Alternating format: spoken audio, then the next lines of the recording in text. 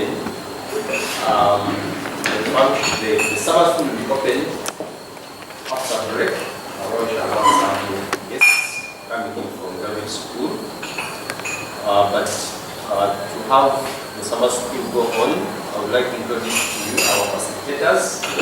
We have Eric, we have Ita.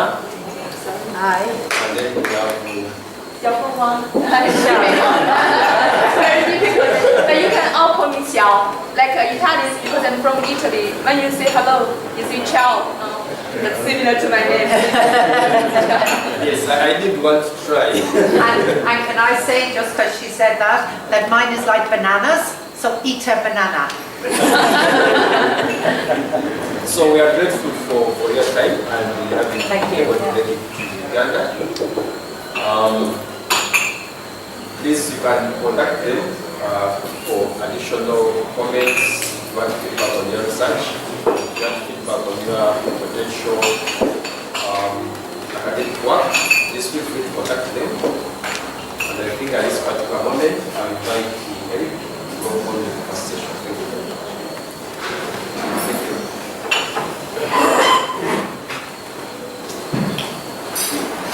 Thank you, Benjamin. My name is Eric. I'm here to teach today on agile software development methods. And I thought I'd divide this in roughly 4 parts. So I would like to cover now a bit of basic agile software development methods so that we can catch up. And I would like to focus on continuous integration, continuous deployment. Then in the second part, I would like to, before lunch, just with you a bit of a miniature so we can try out a few things just along us. And then in the afternoon, I would like to go a little bit more into a research angle, research perspective on this topic. But first, let me introduce myself. It's not exactly I'm currently an associate professor in Gothenburg University at Chalmers. I'm teaching there requirements engineering and agile. I'm doing research on continuous integration, continuous deployment, software ecosystems. Usually from a requirements perspective, like how could you communicate effectively, how could you manage your knowledge that relates to requirements and architecture. Before that, I've worked as a postdoc in the University of Victoria in Canada, British Columbia, on the far west coast. On classification patterns, so on large scale companies, people use a lot of issue trackers to manage their requirements. In an agile, large scale agile project, we wanted to understand how they communicate with each other and learn more about the software we build. That was also, before that, a postdoc at the University in Hanover, that's in Germany. On global distributed software engineering, and that's also where you want to PhD in requirements engineering. To tell the story the other way around, to start with requirements engineering, which basically included helping people to write and thick documents or specifications. Then I noticed that nobody's reading those, so it's like a write-only memory. It's really not a very efficient way of communicating. For example, when we went to Daimler, we saw requirement specifications of 2,000 pages that are sent then to a supplier. The supplier is supposed to give them a quote within a week or so, which is impossible. And then from there, I tried to look more into how people effectively communicating and how is the information, the crucial information we actually share, if it's not the document.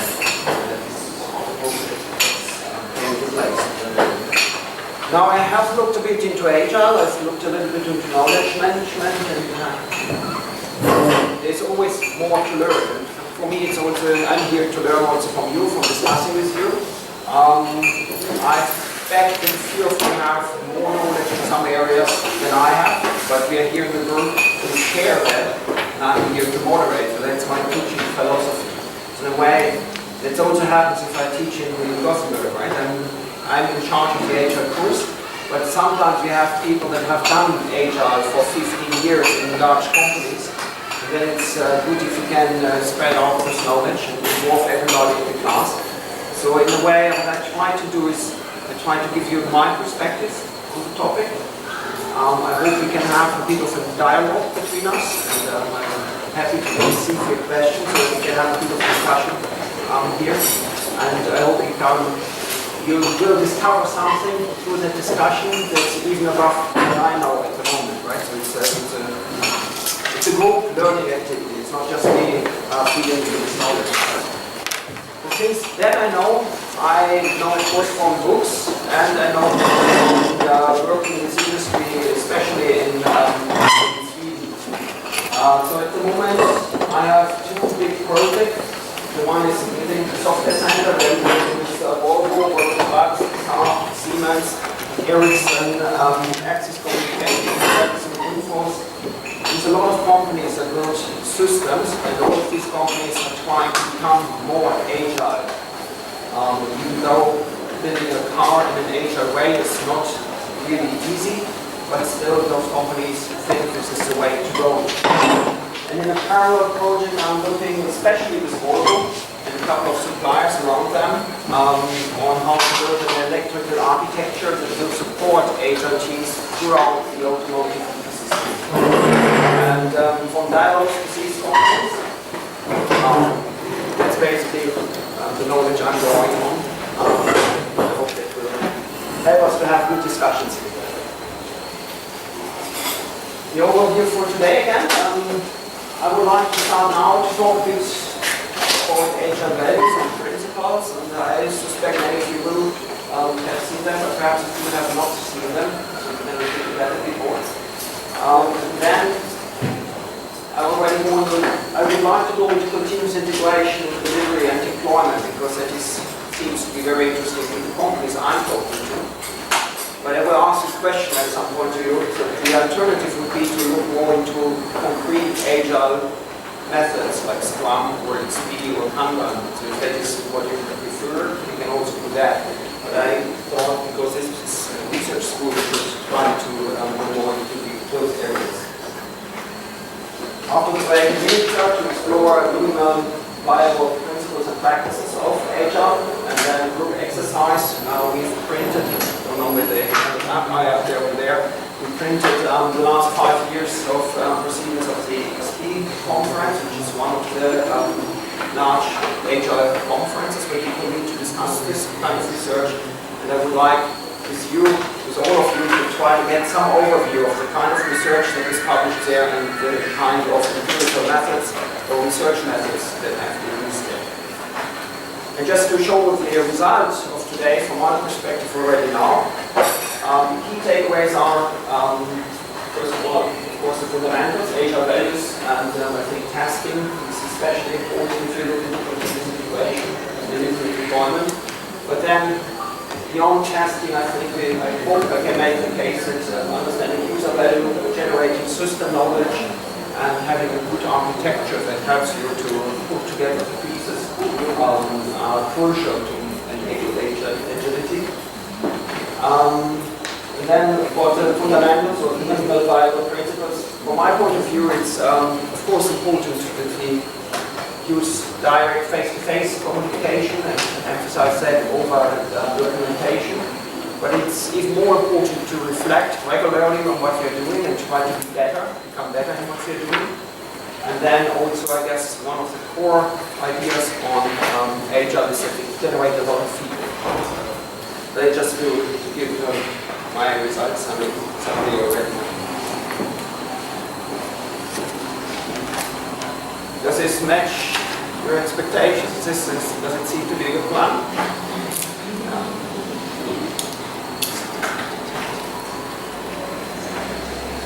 So who has worked with Agile before? Has had a course on Agile or has worked with Agile methods in practice? You just give a bit of a sound. So for the others, Agile methods is something new to you? Yeah, okay, then it's good to know, and I can elaborate a little bit more on where it comes from and what it is about. I guess one thing that you usually see if you start getting involved in agile methods is the Agile Manifesto. The Agile Manifesto is basically, you can find it online, if you the URL. It's basically began as a provocation. So after 30, 40 years of software engineering and trying to improve our processes and become more reliable in delivering software in time, we recognize that we're still not really able to do it in a repeatable fashion. We recognize that software industry is really bad in delivering high quality software on time and in budget.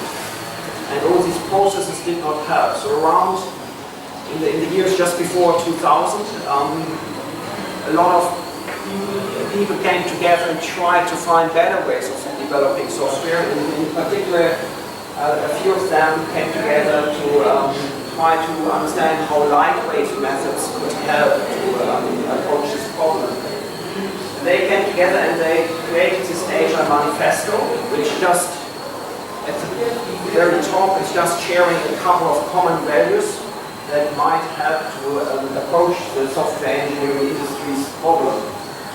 What they say is we are uncovering better ways of developing software by doing it and having others do it. So it's really a grassroots initiative, bottom up. It comes from the engineers trying to help other engineers to become better. And through this work, we have come to value individuals and interactions over processes and tools. And to understand these values, we need to understand what was the situation around 2000 and a little bit before.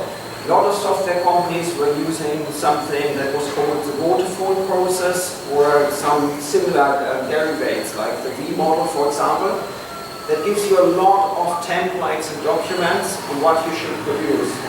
So in a nutshell, you start with an analysis of the problem, you create a requirement specification. You write the requirement specification in a thick book, you take that book, put it on the next desk, people look into the book and create an architecture to support these requirements. And you create another thick book with an architecture and give it to the design, from the design to the developers to the testers. And once everything is tested, you deploy it and then you go into the maintenance phase. So this was very rich on processes and tools. It was also rich on comprehensive documentation. And those people now say, a bit provocative at that time, actually forget about the documents. If you can talk to the people writing the documents directly, why don't you go there and you ask them what is it about? And you can have a direct discussion and it will be much better information flow. Why do you even care to write thousands of pages of software documentation? Why don't you care about creating working software and make sure that it really works? Why are you focusing so much on negotiating contracts based on the requirements with your customer? When in reality, while you write those documents, the customer problem changes and you can no longer deliver a software that's really helping the customer. Why don't you collaborate with the customer and you manage the risk together with them and you develop their own system? And then, well, if you have a project and it has a V model or a waterfall style, it's perhaps a 3-year project. And a lot of this documentation is there to help you follow a plan. But then, why don't you try to respond more to change? Because throughout 3 years, the world is changing outside, of course. Perhaps your initial ideas why this project was important no longer hold. So then you need to adjust because otherwise the product will be worthless. So those are the agile values in a way. And they show a little bit of a common core of different agile or lightweight methods for software engineering. As I said, it began as a publication. It's well adapted in industry now, I guess. If you look into pure software companies, most of them will at least claim to do agile. More and more systems engineering companies also become agile these days. So it's not, when I started teaching agile in 2005, it was still that I could say, okay, so now I come to something completely different. Now we need to throw away the old normal processes and learn some new way of creating software. But now I cannot do that anymore because most of my students only know Agile. They've never worked in a waterfall way. There's a couple of established Agile methods, and those methods can help to integrate these values in your daily software development. Which Agile methods do you know?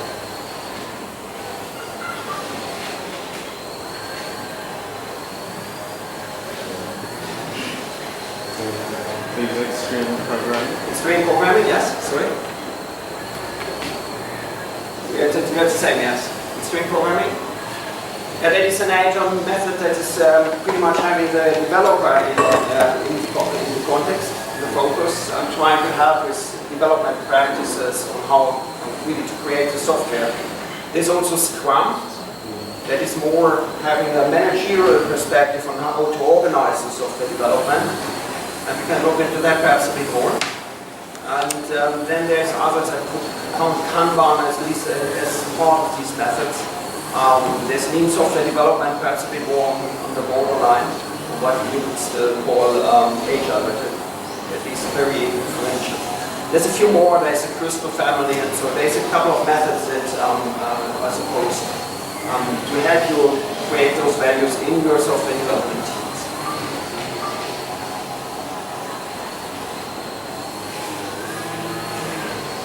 So however, these general values don't have too much to say, okay, this is Agile and this is not.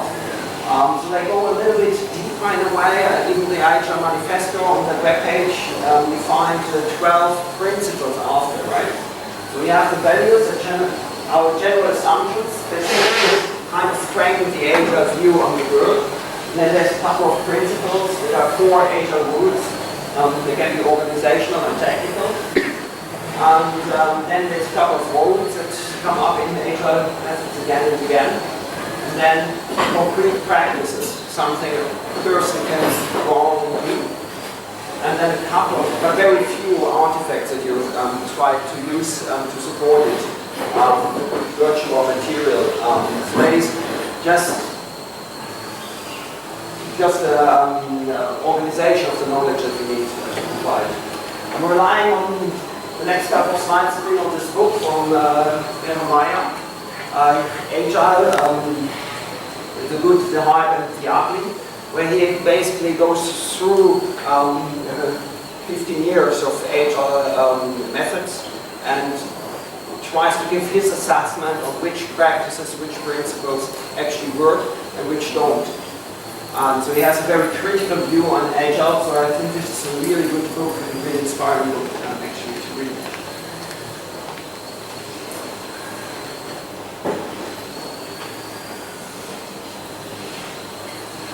One of his critical points is that these Agile manifestos with interaction above comprehensive documentation and the likes of the values that I just showed, they are not very crisp. So he tries to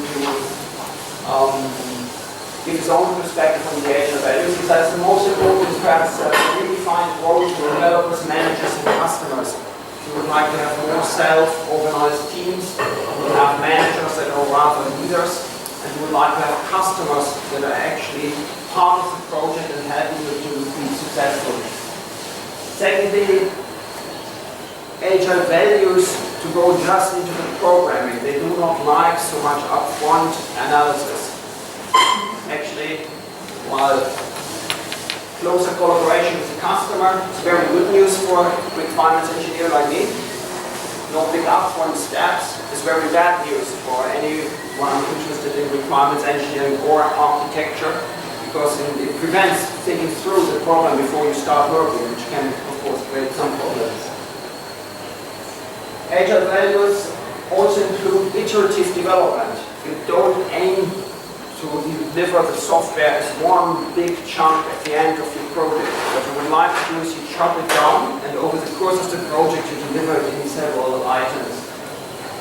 And then what you try to do is you limit and you negotiate the functionality.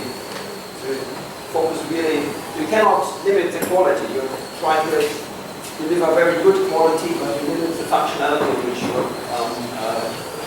that you deliver to the customer.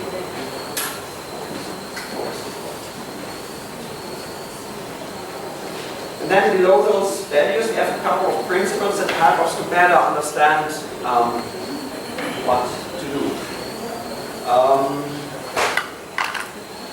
And as I said, the HR Manifesto already offers 12 principles, but what is a principle?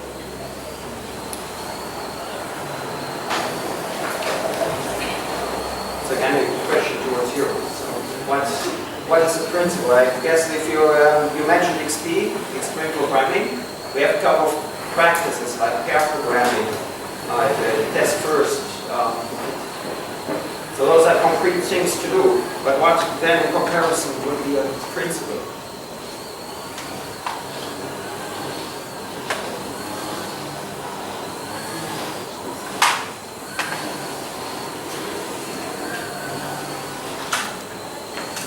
Again, I'm sharing here Bernd Meyer's view.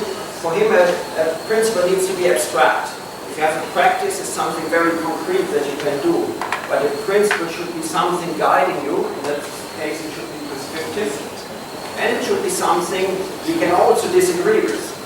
So if you say the principle is the happiness of the customer is important, well, it's very hard to disagree with that because you want to sell the customer something.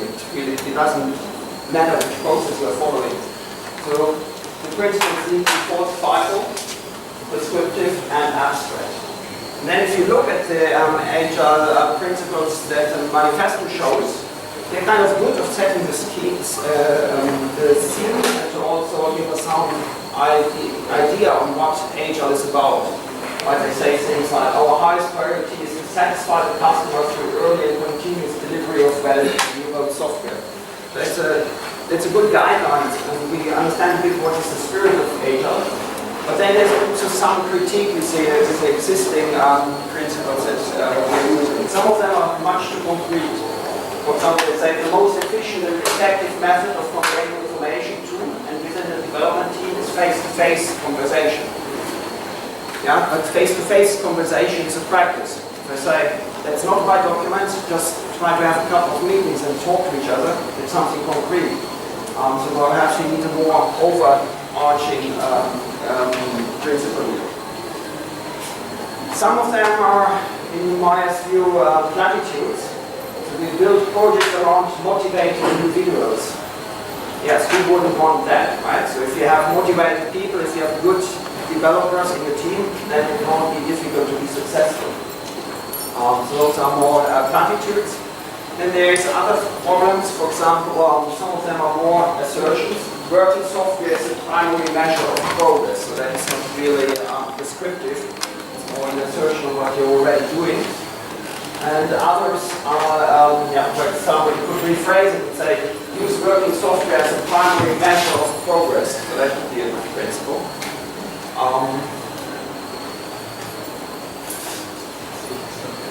Then number 10 is simplicity. The art of maximizing the amount of work not done is essential. Well, that is an important HR value.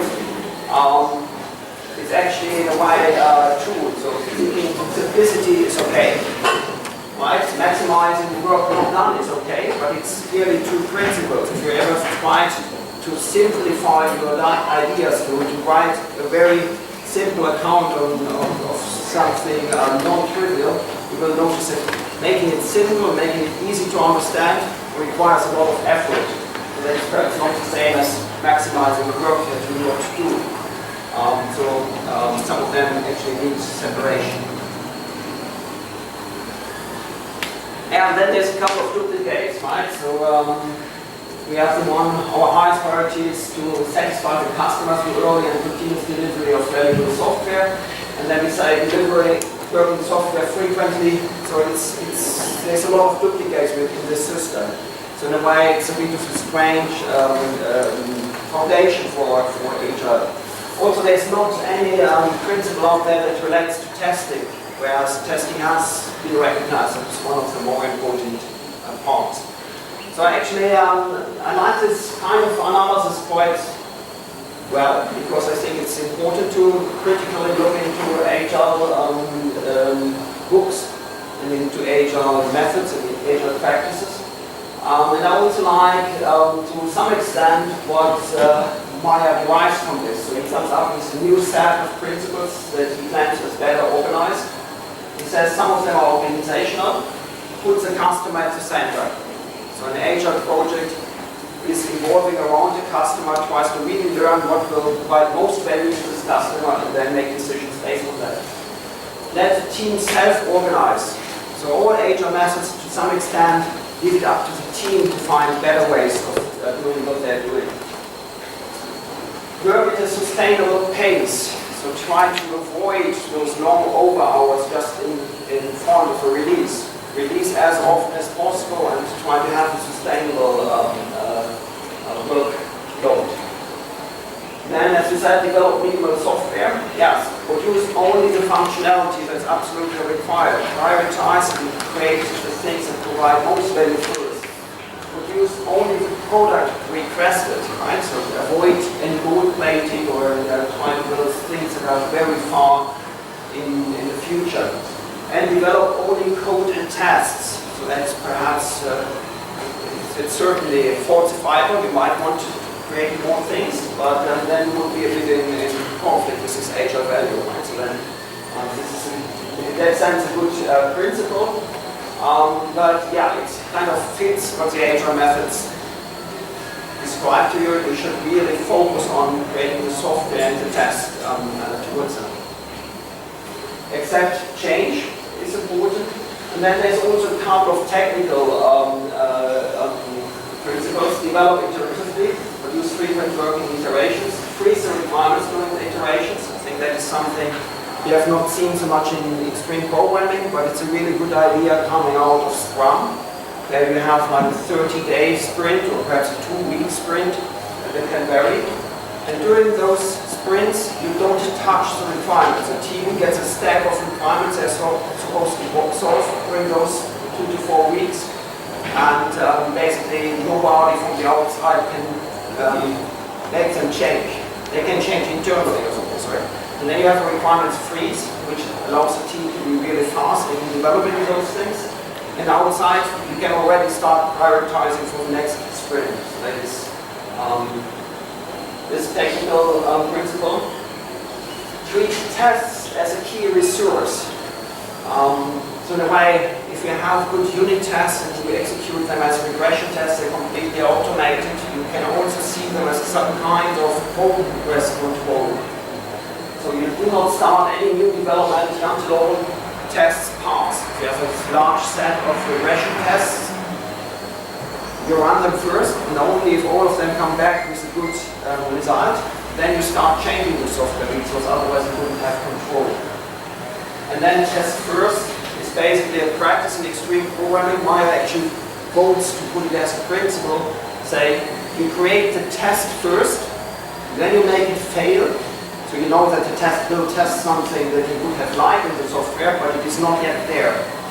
And then only you start to implement as long as the test is still red, right? As it does not pass. So you execute it again and again. Also you execute all the other tests, so you make sure you don't accidentally break anything, right? So that's the first idea. And it has led hands not only to test first on unit tests, but also to test driven development on a larger scale. And then express requirements through scenarios, which is basically many agile methods rely these days on user stories. As a role name, for example, a customer, I want to some role that this person has, so that, and then we describe some benefit, right? So this is a typical template for a user story, which allows you to describe how your current development is supporting the customer. But it's only a scenario, right? It's only one example, and you can then, of course, start to elaborate, if, like in the form of a use case, how would this role, how would this customer intake with the software to reach the goal. But it's only one example. It's not a formal specification. That is certainly something that's in common for the agile methods. One thing I found was missing in Meyer's overview is basically the reflection. You need to reflect regularly to improve continuously. I guess this is a principle I feel is otherwise vastly missing. I think it's at the core of any HR method. Because you have a couple of iterations, and after each iteration, for example in Scrum, like those 4 weeks, you stop. And as a team we discuss, is there anything we can do better? Is there anything that did not work well? Was there anything that worked well that we can keep for the next iteration? The next iteration you start again, but you do it in a better way than you did before. I think this is really pretty much at the core of agile methods, so I would not like to miss it. So those are the agile principles in my view, basically guiding us on what we should try to achieve in an agile project. Does it make sense? Am I too slow or too fast? What's the feeling? It's fine, okay. So then we said, like, if you want to implement those principles in your company, then you should find some concrete practices that you could work with. And I personally like this overview pretty much. It might be a bit small to read, but it's basically, you can also find this online, the Agile Subway map. And basically they created like a subway map, and each of the colors represents one Agile method. For example, this one here is sprint programming. And then we see a couple of practices that make up sprint programming. For example, sustainable pace, pair programming, daily meeting, velocity, frequent releases, user stories, collective ownership, continuous integration, simple design, refactoring, rules of simplicity, quick design decisions, and last responsible policy. Now I lost track there. Should have gone there to test during development. But so that's a principal idea. So you see a couple of methods here. This, for example, would be DevOps, and they share, for example, continuous integration with 6P. You have Scrum. That's basically this one. So it shares the daily meeting and the iterations with 6P, but it also adds a time box, iterative development, 3 questions, burn, non-charm, and so on. So it gives you an overview of different agile practices, which I think is vastly useful because in practice, well, in academia, usually we try to find one method. We just say, okay, today let's do extreme programming. And then you use just those practices and you try to do it as the book says. But in practice, if you're really interested in your company's success, you pick those that make sense to you. And then it doesn't matter if they come from different methods in a way. So you can mix them in a way with some experience. So I think this overview is quite good.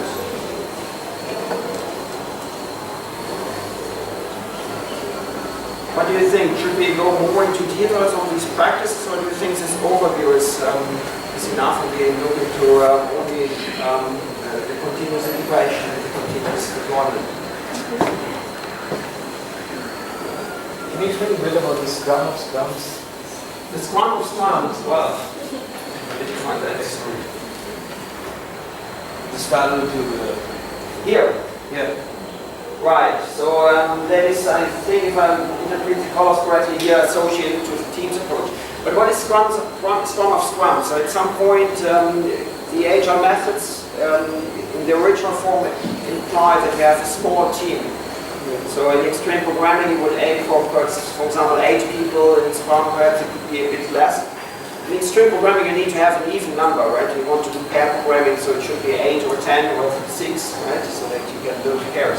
In Scrum, that's not so important. But then there is, of course, sometimes you want to develop software that we cannot do with just one small team. And one approach that has been tried out very early is that you have several Scrum teams in parallel. They all do their individual thing, right? So they freeze their requirements for 30 days. They kind of understand what are the requirements for this sprint. They have their roles and their burn-down charts and show how they progress towards their goal, or quickly they kind of solve all those tasks.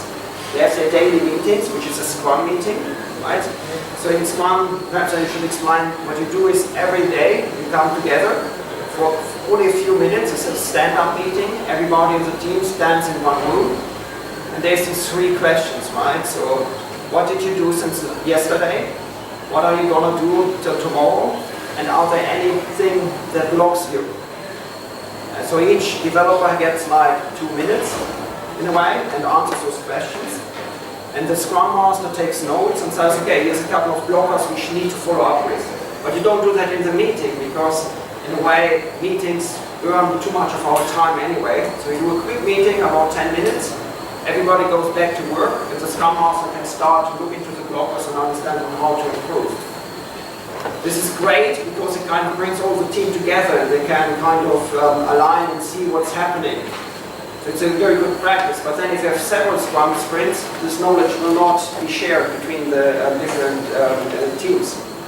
So then what you could do is basically you take one representative of each Scrum team and bring them into one room and they again make a meeting just on a higher level. I have not a good overview on the empirical research. My feeling is that it does not particularly work good in the companies I've talked to. Because what you do is basically you go to this meeting, somebody else talks about the problems their team has. So for you this might be really boring. And so you start answering your emails and then at some point something important comes but you don't even listen because you already have... So it seems you always have the feeling you have the wrong person in the meeting. So that is at least the feedback I got from our companies. Perhaps they're not doing it right. So I have not much experience about Scrums. Basically kind of meeting the Scrum Masters to put another head. Right, yes. Yeah, something like that. Yeah, okay, you need a dedicated person from each team that represents this. So there might be better ways of organizing it. But, yeah.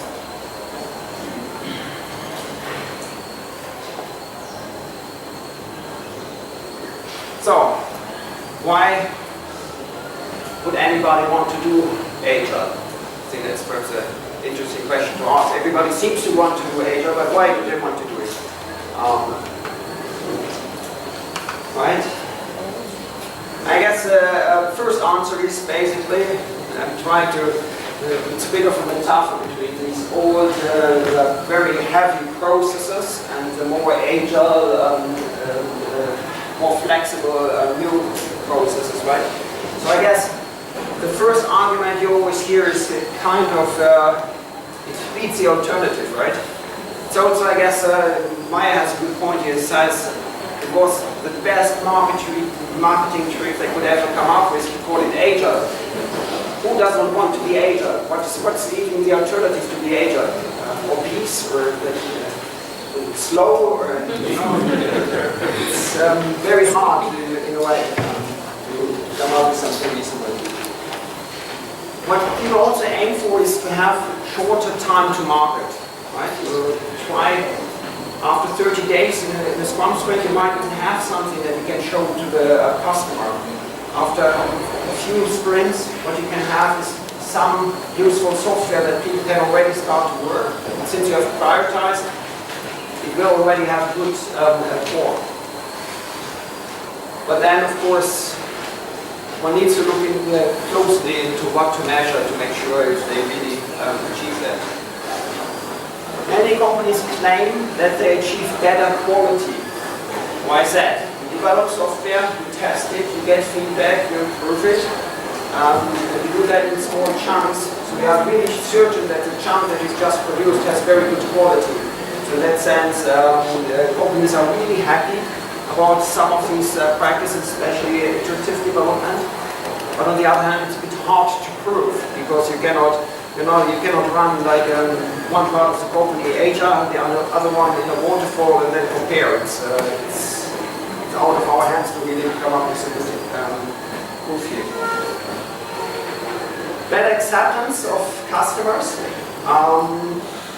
So some of the customers really like Agile projects, but there is of course a caveat. If your customer has no experience with being Agile, and now you come to them and say, okay, we need every week, we need feedback, or in sprint programming, we need one of you guys on site. Really, it must be the most knowledgeable from your team, right? So a customer not used to that can cause some friction here. So that's of course something to be aware of. I guess this was an argument I've heard a couple of times now. It becomes easier to attract developers. Developers like it to work in agile teams. Software developers are sparse wherever you look. So if you're agile, it will be easier to get them into your company. Alright, then of course there's some selection bias, because if you're agile, you only hire people that are happy to use agile methods, then it appears to you that most of your applicants want to be agile, right? So it's a bit of a selection bias. So again, be critical about this, but this is something I have here. I think it's some truth. There's more reasons, right? So this is just to give you some feeling about it. And I guess what is good, if you understand for a given organization why they want to become agile, then you can also follow up and can say, yes, but does this particular method, does this particular practice help you to achieve this goal? Does it contribute, right? So that is something to look into.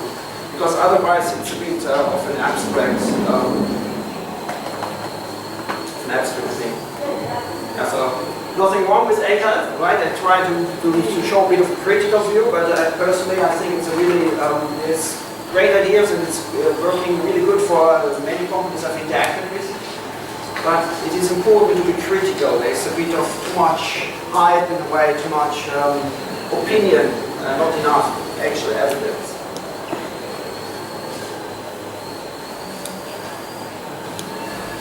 One thing that makes it so hard actually to compare is that of course no two software projects are similar, but there's even different classes. So for example, there might be enterprise software, there might be product-oriented organizations, there might be service companies.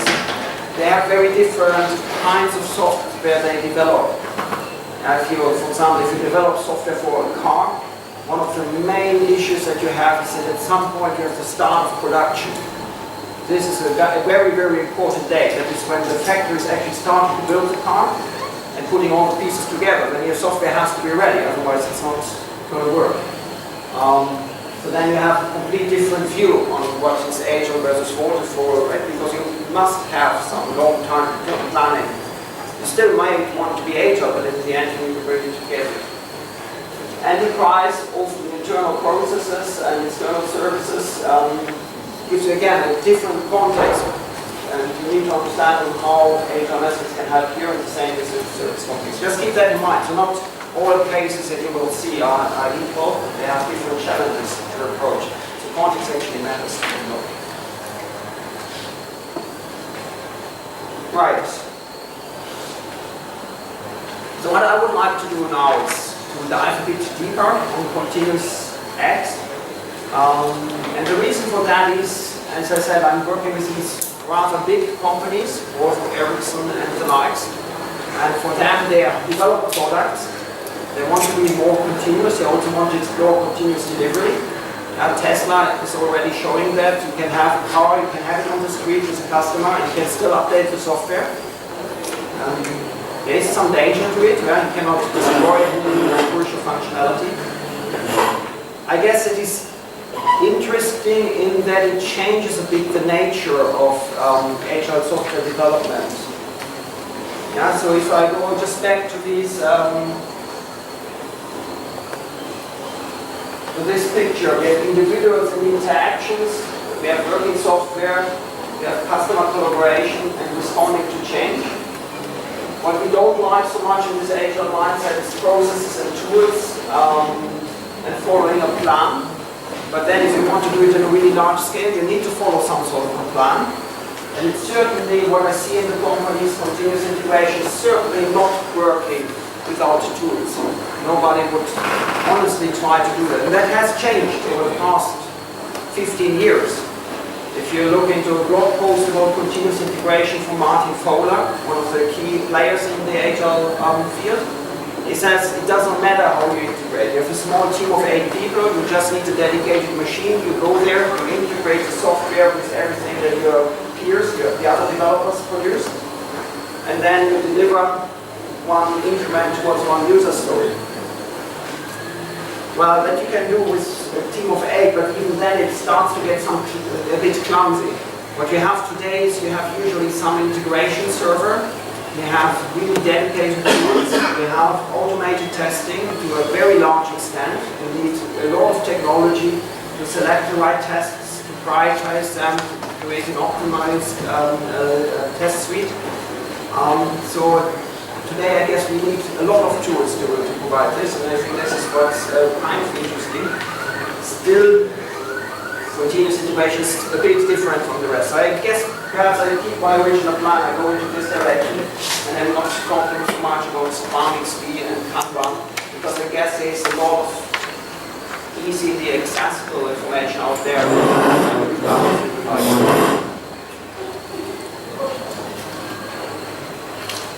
So again, if you have a map, you can as well use it. So what we're talking about now is this part, right? Continuous integration, which was a part of the stream programming from the beginning, and continuous deployment, which basically means that you take a piece of software and you put it into the product as soon as it is ready, and you don't wait for all the software to be bundled into one particular release. And the methods that are involved here is DevOps and speed, so that we get a bit of a feeling about these things. So why to do continuous integration? Have you heard about continuous integration? Continuous integration means basically that you should integrate, well, as often as possible, perhaps within minutes. So if you have a team of 8 people doing pair programming and extreme programming, each of the pairs should integrate at least once a day, probably several times, so that you have one version that's really what the team, what's really the newest and greatest of the team, right? That is what you try to do. Why do you want to do that? Because Big Bang integration, what the protocol basically tells you, is very costly. So if you develop for 1 month, and then you're happy as a developer, okay, now I did a really good job, so I'm not afraid to share this anymore. And then you have other developers doing the same, and you try to put it together. There's a good chance it won't fit. So you will spend a lot of time trying to make it fit, perhaps even more than the development took. And this is a risk, because it's nothing you have planned for. You might have planned for 1 month of work, but you have not planned for these integration difficulties. So what's really good is this immediate feedback. You do something, you share it with the rest of the team. It might not be optimal, it might not even be good, but then you learn directly. You get direct feedback. Even your team member might say, okay, I don't think this is going to work like this, because then as a team you can communicate on those things and get the problems out of the way. You have very small bits and deltas that you put together. As Paula says, the mindset is here more important than the technology, and I think that's, to some degree, that's true. It's you need to, if you're afraid to share anything before you are absolutely happy with the end result, right? Then it's difficult. Here you need to share, even though you know there's more work to be done. So you share something intermediate, so you can see how it fits with the rest of the team. And that's something that not comes easy to everybody. But then in any serious scale, I guess today, the technology becomes also very important. Because this implies small agile teams. Integrate and test code every few hours. A dedicated machine helps. It's taken from this extreme programming book. The pair sits down, integrates the changes, tests, and does not leave the dedicated machine before 100% of the tests run. That also, this implies a small team, but it also implies a good regression test suite. One thing that my students usually like to do just before the final release, if any test fails, they just delete those tests, and then all the tests pass, right? So it's a bit of a shortcut. But it's usually, it's not working very well for the team, because usually there's one group behind them that still needs to integrate. So they kind of copy their changes into the testing machine, and their changes include the old tests that no longer run, right? And it's not even their fault, because they have tested it on their machine. Now they put those new tests on the new machine, and in a way because the other team has not solved them, just deleted them, yeah, well, they don't run anymore. So they need to really try to find the bug. And they have not the means for that, because during the last days they have developed different parts of the software. So now this is not working together. The idea about continuous integration is actually your test fails at the integration time. You know what you did just a couple of hours ago, so it's easy for you to fix. Right? So that's really crucial.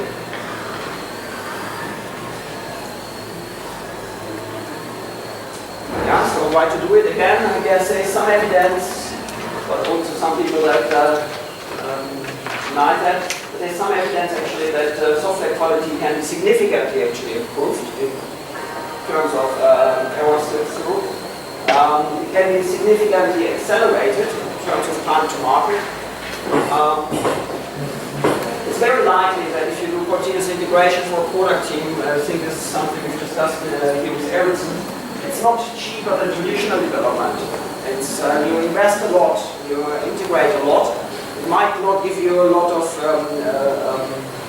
efficiency in a way, but it has a very positive impact on flexibility, so then it might still be good.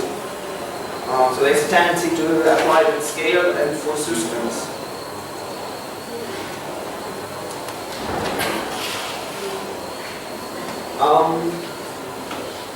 We see continuous integration as one step on a stairway from traditional development to a really innovative system within a software ecosystem.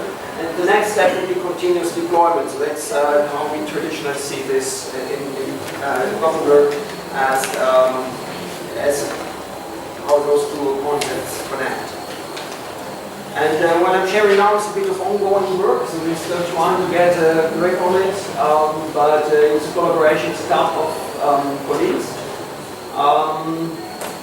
And I guess our main problem here is that if you look into literature, there's a lot of different definitions about continuous integration, continuous delivery, continuous deployment. So then this can really slow down any research if you can't even align on what does this term mean. So we'll try to argue for my definitions, but if you read any literature, you will find different ones as well. So from literature, actually, we understood that continuous integration is about integrate new or changed code with the mainline code base at frequent time intervals. And then we've discussed a lot with companies what does matter, and they told us different things, and we adjusted our definition. We say integrate and test new or changed code with code base to enable feedback whenever we want, because in a way it was not easy to discuss frequent time intervals. Then we asked about continuous deployment, and again what we find in the literature is the ability to release software whenever we want. But for our companies it was really important to understand that this not only release but also put it into the running system. Right? So then only they would speak about continuous deployment. That is something, again, my companies that I'm interacting with, they have a different view on it, because there's a difference if you deploy a piece of software to a car that's out on the streets, or if you deploy it into a web service. The web service is likely running on a server that you control. So actually releasing it or deploying it, there's only a very small difference. But on a car, if you release it and somebody has a patch but still needs to apply it to the car, there might still be years before a significant percentage of the cars will have the change implemented. So that is why we characterize continuous deployment as the ability to release and install the software in a running system whenever we want. And the whenever we want, I think this is something we need to understand for each context. And if that installing is not done, then we talk about continuous delivery. Right? So you continuously package the software and deliver it to a customer, and if they install it or not, it's their problem. Right? So in a way, I guess, there is some different dimensions, but this is just, I guess, to get a bit of a feeling of those things. So So this is just that we understand each other. This, again, summarizing the definitions. DevOps would be then set up where cross-functional feature teams work closely with operation teams to facilitate continuous deployment. But I guess this is still a bit floating. If you have here the word DevOps, this again seems to be an initiative very much pushed for from industry. And in a way, yeah, the idea is that you not only develop the software, but at the same time you already have people very closely included that care about how to deploy it. And you create the deployment infrastructure as you create the functionality.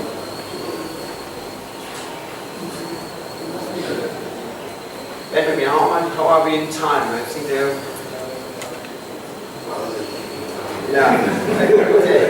Let me know when you want me to stop, right? So,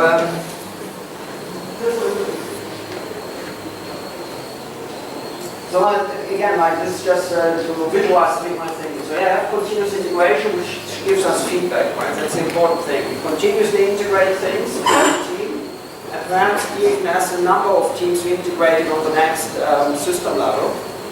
And then from integrating it, we learn things and we feed them back.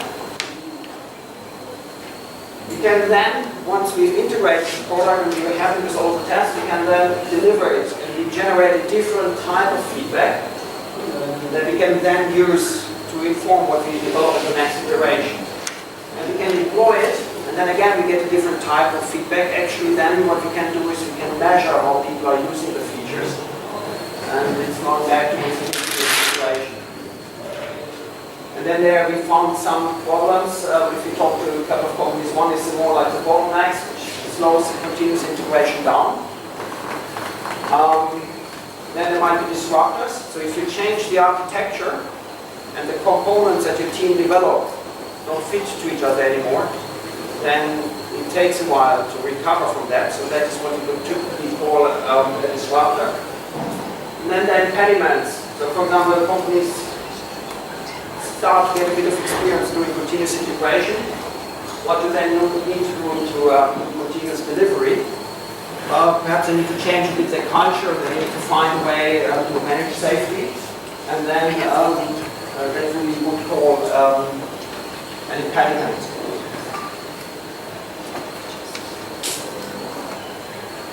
Then let me quickly also talk a bit about continuous deployment. I'm referring here to a paper by Rahman, Hans, Williams, and Pani, synthesizing continuous deployment practices used in software development. Because I think this paper gives a very nice overview of what is continuous deployment. We have discussed a few practices that more relate to extreme programming and also to Scrum. So these practices are a little bit on a different level. The first practice is automated deployment. So if you would like to have continuous deployment, you need automation to it.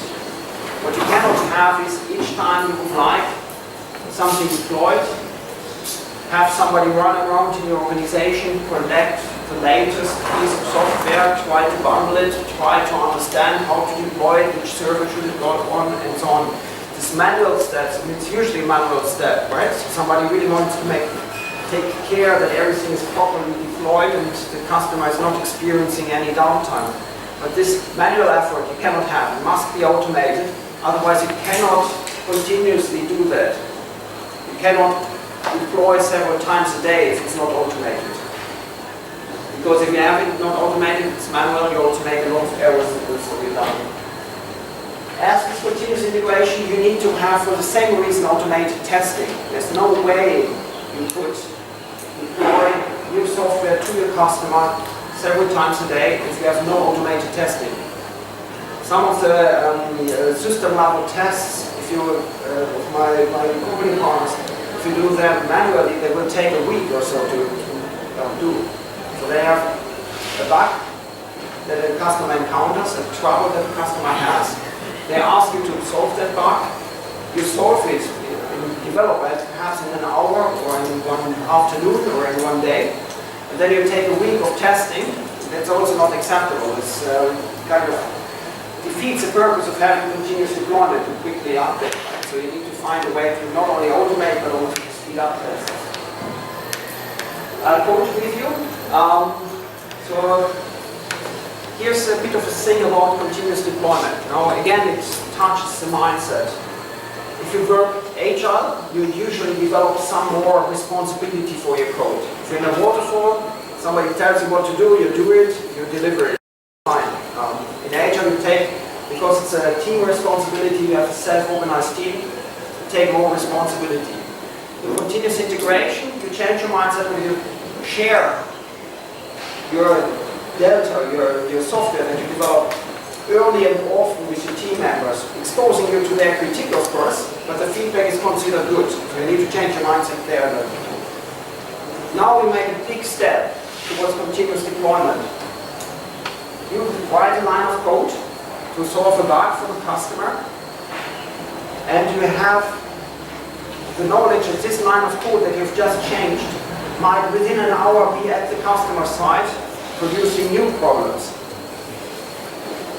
So this puts a lot of stress on developers, right? So again, you need to change your mindset. You need to make sure that every change that you make has customer quality. There is automated tests, but again, you need to take responsibility that this thing is really working in practice. And then code reviews and kind of have somebody else look at your change and discuss it with them is really important. Done launching. So deploying software changes, keeping function aspects of the software changes hidden to end users. That can be important because what you don't want to have is a month worth of work that has not been integrated and not been deployed. Then you get the big bang integration a bit later. But sometimes you have very difficult features, so you cannot develop a complete feature within a few hours. Take a month, right? So what you can do then is you can deploy software that's not yet executed. You don't have any means of executing as a user. So it's already on your server, for example, but it's done. So users are not aware that this new software is there, this new function. End-user communication. Well, if you deploy into their systems, you might destroy the way they were working. And it's good to have a feedback channel that you quickly learn that and that you learn as much as you can, also how you can improve the system. Continuous deployment allows you to fine-tune your software to what the customer really wants, what the end user really wants, but then you need to have a feedback channel. A feature flag, that's an important thing, that basically allows you not only to have software changes, but really complete features, and you have a flag, so you can turn off this feature or you can turn it on. So some of the companies are working with deploying the software, and then depending on what you pay, certain features become available or not, but they don't deploy new software. The old features are in the software, you just have these flags. You can also use them for other things, for example, for the gradual rollout, and it becomes later to that. In the communication, as I said, several teams, you need to talk. Monitoring means you need to have some clue on what's happening on the productive system. If you don't have any monitors that give you automatic warnings if something's wrong, then it's like flying in the dark. It's a bit dangerous. Of course, you need a software repository that allows you efficient branching, because you might at some time work with different versions. The one you're currently creating new features in, the one that your customer is currently in pain with, so you need efficient tool stores and software repositories. Staging, that is executing a specific set of techniques after the software changes are written, tested, and before the software changes are deployed to end users. Yes, so even if it's all automated, even if you have a cool DevOps team helping your deploy those changes, it's good if you have some process around it, because now you put it in through. Dog fooding, it's a really nice name in a way, but it just refers to you develop the software and you as a developer try it out. So that is, for example, work with IBM Jest teams, and that's exactly what they do. Jest is a cloud-based development environment for software development. So they develop it in Jest, right? So they use the same software they're creating for other developers also to develop their own software. So if they continuously deploy, they are on the newest version. They want it first out for themselves. And if it breaks, they're going to fix it, and we'll find it out before the customer finds out and files a lawsuit. And then the gradual rollout, that is kind of important. I guess really the feature flag and the gradual rollout are things that are really used a lot in research these days. The feature flag allows you to do certain things. You can roll out 2 versions of one feature, and you only activate it for parts of your end users. And then you measure which feature is better accepted, and then that is what you go on with. So that is a cool trick. You can do this A/B testing and customer experimentation. The gradual rollout is a bit of a different angle to it. So I guess I hear rumors, for example, there was Microsoft doing changes in a continuous deployment fashion on their data centers. And they deployed it, and it did not work. So all data centers went down all over the world. They need to fix them and get them booted again and revert to an old software version. And like even a short outage on this server farms will cost a lot of money. What's much better if you're not deployed to all existing systems, but you only deploy to one. Okay, that works. Let's deploy to 10 others. Okay, that works. Then we deploy to everybody. But this gradual rollout is quite an important risk management strategy. Right.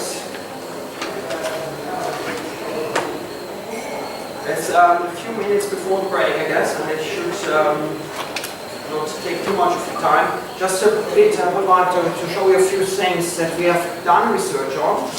It's perhaps not the greatest research, but just give you a bit of an overview. Because testing, for example, is not my expertise, but then still we stumble into companies that have problems. I think just to share a few ideas, because with those I'm not familiar, so I can advise you if that makes sense. Yeah? I have a question. So, I'm running a software development company. Right. To introduce Agile in my company. Are there like well-known tools, maybe better manage Agile development, and even at the development stages, maybe the testing, automation, and automated deployment, for instance. So are there like already widely used tools that one can? Yes. Right, there's a couple of tools coming up, and a few of them I see more often than others.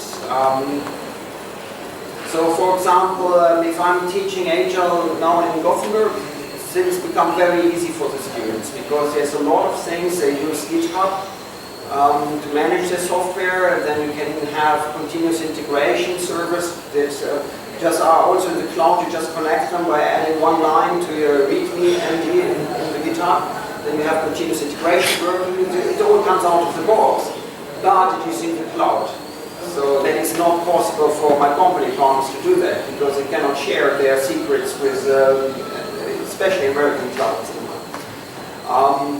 So then there's a couple of tools that you can bring in-house. So almost every company I'm working with is using a Jenkins server. Because that is an open source project, you can put it on a server and it helps you to automate a lot of these things, right? It can automatically check out the newest version from your repository, it can automatically run the system test, generates reports and make decisions based on it. Then there's a few other tools that start to emerge that would also help you with continuous deployment. My knowledge of the state, and it's a bit flaky, but my knowledge of the state of the practice is that there's a lot of effort from the companies involved to create a working environment for their situation. So that's more towards the continuous integration and deployment. For the more agile practices such as Scrum and such as XP, their main claim is you don't need a lot of tools. So, but then again, like an issue tracker and so on, it helps, of course, and of course, a repository helps.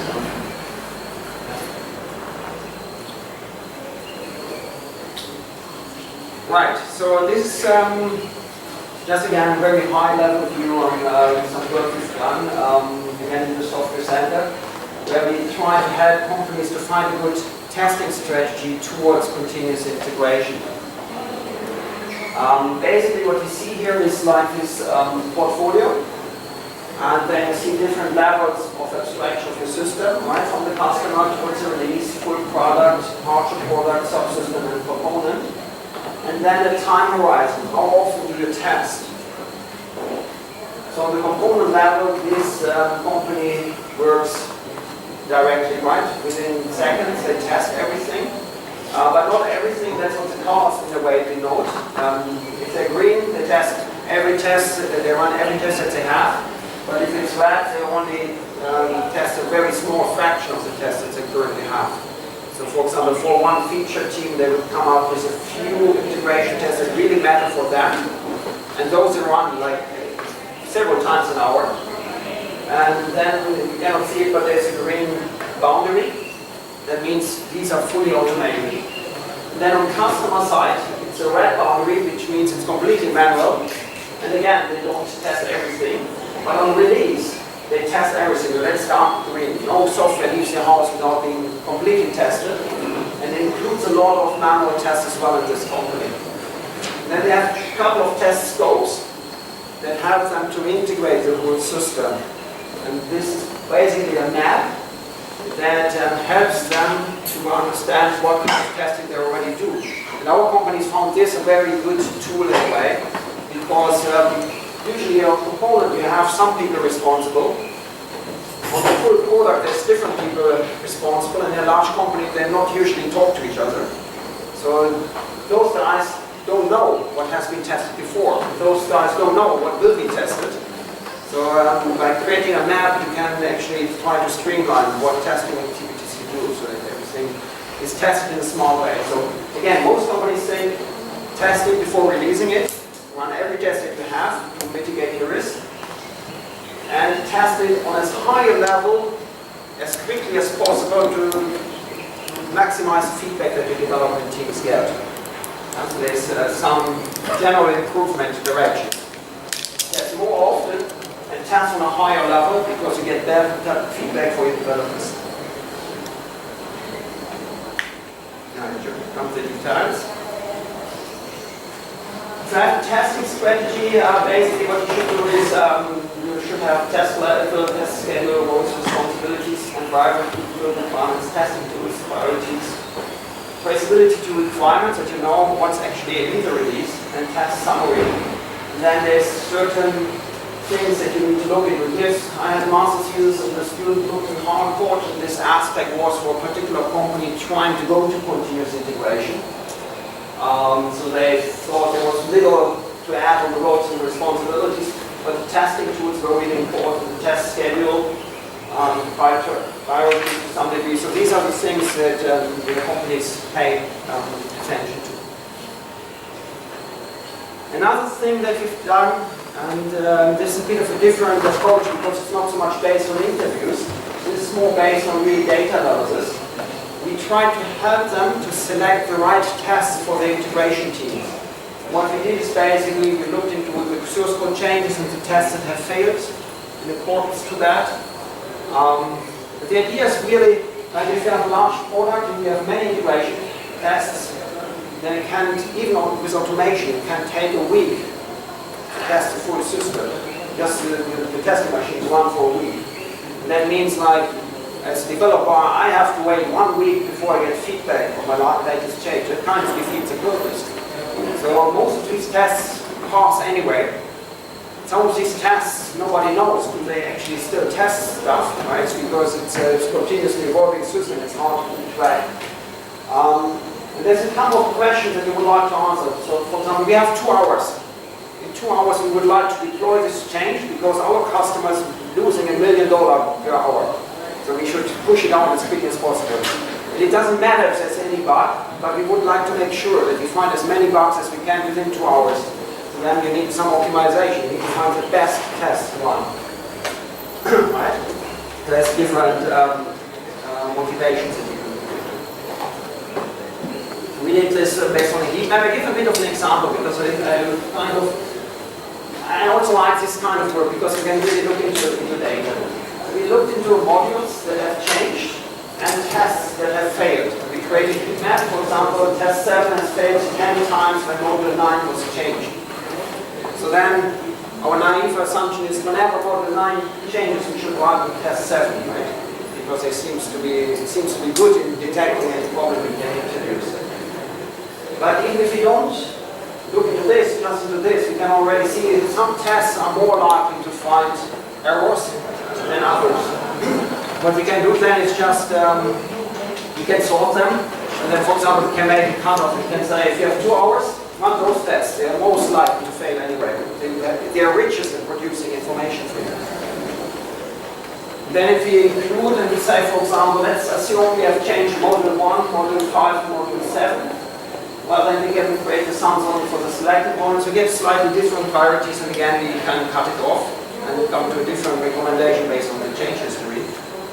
What I guess what we've not achieved yet, what we would like to do is understand what's the main business risk, what's the main business value that you can produce, and also include that in the recommendation on which tests to prioritize.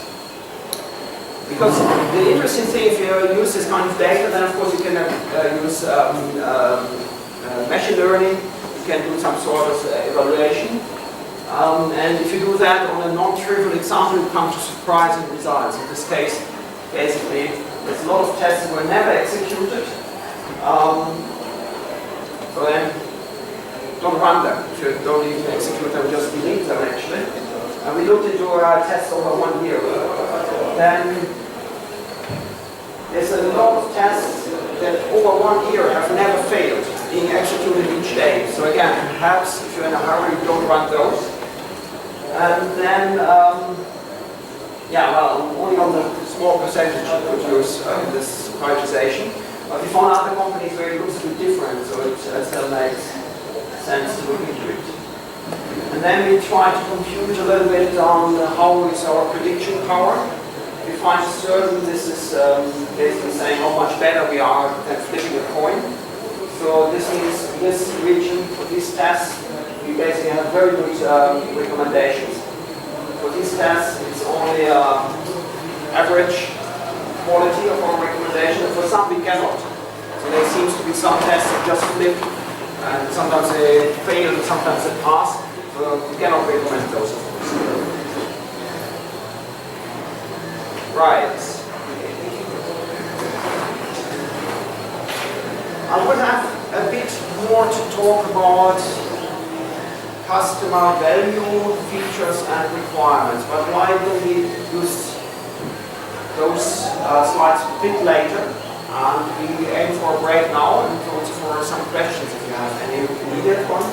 And then we do something different after the break. So are there any immediate questions that came up or any thoughts, anything that was not clear? Right, so we also have tried now, of course, to cover a bit, right, to also bridge a little bit different previous knowledge that you may have with HR methods. So it was a bit of spreading out things. I promise we will start to engage more in discussions in the remaining of the day, but it was important to set some common ground. And I would say let's have a short break, and then we continue with more engagement. Great, thanks for now.